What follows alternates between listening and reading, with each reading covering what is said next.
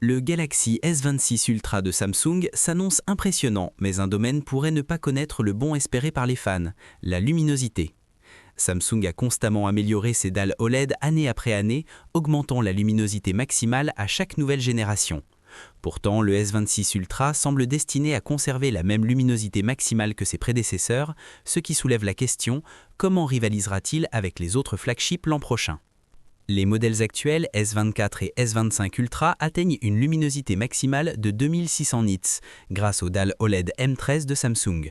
Selon les rumeurs, la série S26 passerait aux dalles OLED M14 déjà utilisées par l'iPhone 17 d'Apple et le Pixel 10 de Google. Cependant, cette transition n'augmentera pas la luminosité, laissant Samsung en retrait sur le papier face à ses rivaux, même si le matériel évolue. Malgré l'absence de nits supplémentaires, le S26 Ultra bénéficie toujours d'un écran extrêmement raffiné. Samsung continue d'utiliser une technologie OLED avancée, privilégiant l'efficacité plutôt que la luminosité brute. Ce changement subtil pourrait jouer un rôle majeur dans l'autonomie, surtout puisque l'Ultra devrait conserver la batterie familière de 5000 mAh. Chaque gain d'efficacité compte lorsqu'il s'agit d'obtenir plus de temps d'écran sur un appareil haut de gamme. Fait intéressant, Samsung semble se concentrer sur des fonctionnalités d'affichage autres que la simple luminosité. Le S26 Ultra pourrait intégrer une nouvelle technologie d'écran de confidentialité atténuant automatiquement le contenu sensible dans les espaces bondés. Que vous consultiez des applications bancaires ou regardiez des vidéos en public, cette fonction promet une couche de protection plus intelligente et contextuelle, quelque chose que peu de concurrents peuvent égaler. En parallèle de l'écran de confidentialité, Samsung améliorerait ses revêtements anti-reflets. Le Gorilla Armor 2 de Corning devrait faire son apparition, réduisant l'éblouissement tout en conservant des visuels éclatants. Cette approche pourrait offrir une meilleure expérience de visionnage dans le monde réel que le simple ajout de 400 nits supplémentaires, montrant que la stratégie de Samsung s'oriente vers des améliorations pratiques et quotidiennes.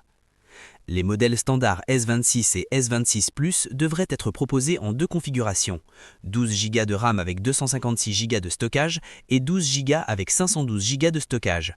Le S26 Ultra, quant à lui, pourrait offrir trois options principales à l'échelle mondiale, 12 Go 256 Go, 12 Go 512 Go et 12 Go 1 Tera. Sur certains marchés comme la Chine, la variante 1 Tera pourrait même passer à 16 Go de RAM afin de concurrencer les flagships locaux haut de gamme. La vitesse est un point fort clé sur toute la gamme. Tous les modèles S26 utiliseraient de la RAM LPDDR5X capable d'un débit de 10,7 gigabits par seconde. Associée à la puce Snapdragon 8 Elite Gen 5, cette configuration garantit des performances de pointe, que ce soit pour le jeu, le multitâche ou les applications exigeantes. Ces améliorations internes maintiennent la réputation de Samsung en matière de puissance brute et de fluidité.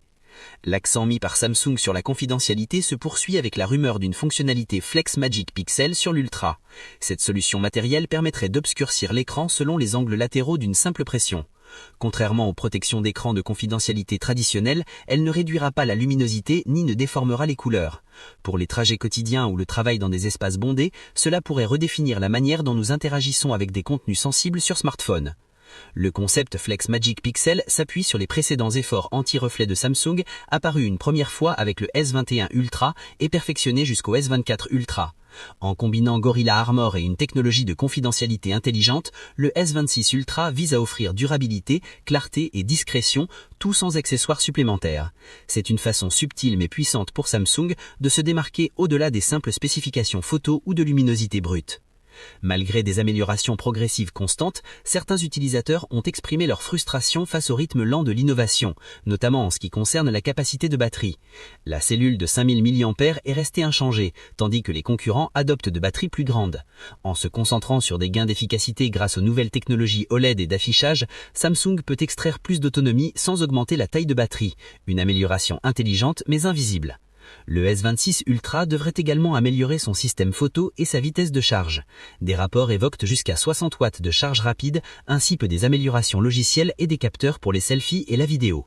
Avec le Snapdragon 8 Elite Gen 5 aux commandes et une expérience d'interface affinée, l'Ultra reste une véritable bête de puissance, même si certains changements sont plus subtils que révolutionnaires. Côté design, la série S26 serait destinée à unifier l'apparence de toute la gamme. Des coins arrondis remplaceraient les arêtes marquées des générations précédentes, donnant au téléphone une sensation plus moderne, rappelant la série iPhone 17.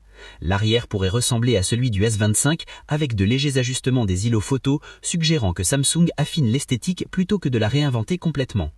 Enfin, le calendrier de lancement semble respecté malgré les retards initiaux.